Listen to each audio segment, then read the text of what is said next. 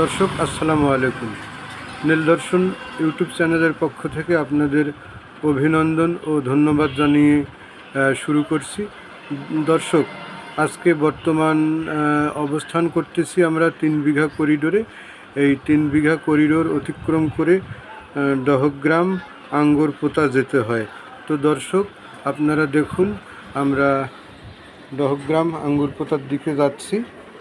তো দর্শক, খুব সুন্দর দৃশ্য, মনোরম দৃশ্য, এই যে ফুলের গাছের সমারোহ। তো দর্শক দেখুন, চ্যানেলটি ভালো লাগলে অবশ্যই লাইক, কমেন্ট, শেয়ার করবেন, সাবস্ক্রাইব করতে ভুলবেন না।